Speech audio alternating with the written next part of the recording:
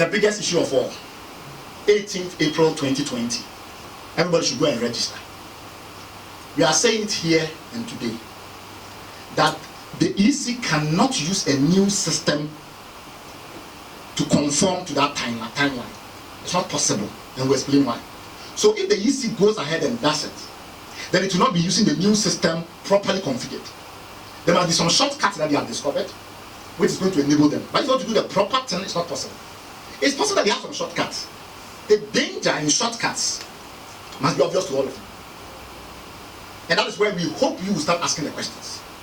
What is the shortcut that is going to enable them to get us a new system in April 18, which is less than 5-6 weeks away? And I'll tell you why that is not possible, if they want to do it properly. If I am a technologist, I build technology. If you want to build software platform that can manage 25 million voters, that is the spec they have set, because Ghana will increase in population, 25 million voters. There are 36,000 polling stations, 8,000 electoral registration areas. It's a distributed system. Software sitting on devices all over the place, all of them being centralized, etc., etc., etc.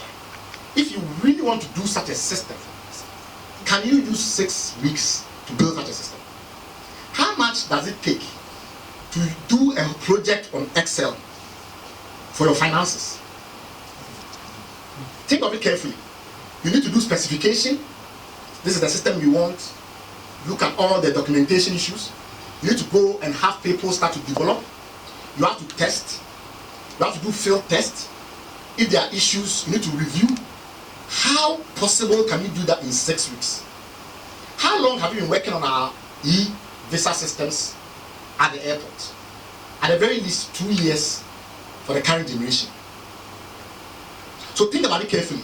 If somebody says that up to now, they've not finished with the tender process for the hardware, when it comes to the software, they did the same thing they did with the hardware. They published the tender in October 13th. The result that they got, they didn't like, so they cancelled it. So it did become a pattern. When they don't like, they cancel. They decided that I think this one should do sole sourcing. Now, nobody knows for a fact where they are in that software tender. Let's say they complete it next week. You now have what? Less than 5 weeks left. How are you going to build a completely new software platform to sit on 8,500 devices, test as many of them as possible, go to the field and evaluate them, etc., etc.?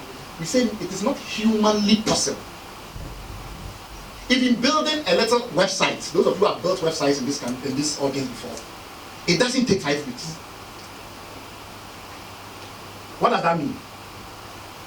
What that means is this: if the EC does not become transparent and answer some hard questions, how are you going to configure this system and get it ready before April 18th when you've not finished your tender process? When there are accusations that you are sole sourcing a system after the tender failed to give you the outcome, when there are allegations that the people that did the bidding, that you are now trying to go back to the same palace and give them the software as well as the hardware, when you yourself have made a policy that you want one company to control both the software and the hardware, and when people are suspicious that if you do that, it makes it easy for the system to be manipulated, and therefore there's political concern. If all of these issues are not resolved, how are you in 5 weeks going to implement such a system, run all the tests, and then tell people to walk out there and go and vote? We think they will use a shortcut. We don't know what shortcut it is. But if you are following best practices, if you are being objective and transparent, if you are being thoughtful, careful, diligent, you will not use a shortcut. You will do the proper thing. That means that the software specification will be properly developed and verified and vetted. That means that the vendor that has been selected will meet stakeholders and do demonstrations, etc., etc. You will not do tenders that you cancel when they don't go your way. You will put information out so people are fully aware, where are we, how are we going to get there, what's the timeline, the roadmap, etc.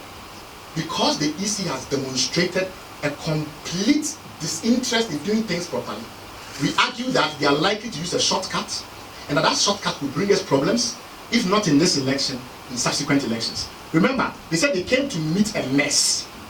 They said the system that they came to meet was so bad that they had to throw it all away and buy a new one. Yet, You have 81 IT professionals who have been sitting there since that thing was procured. Why are you at this stage that you are claiming you want to repair that system, doing things that are even worse than the previous administration? Because at least the previous administration commissioned an audit of the system and were given a path. What independent audits have you commissioned?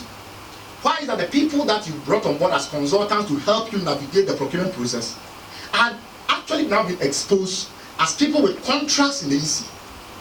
You've all heard the issue of Fair Green and their famous CEO, whose company is trying to get business at the EC, but at the same time is advising the EC how to implement the system.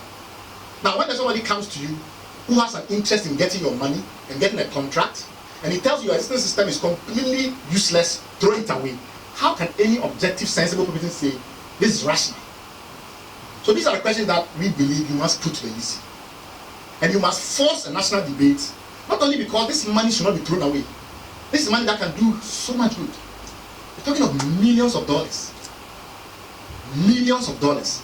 If you share this money to everybody in Ghana, they'll get $5. That's how crazy the situation is. So it's a significant amount of money. Now, on top of that, there are huge projects we can do in this country. We are waiting for China to bring us money to go and do roads. Right? So, that is a problem. But on top of that, it's also the integrity of our elections and maintaining the free and fair nature of those elections. I think it's beholden on all of us to compel the EC to do the right thing.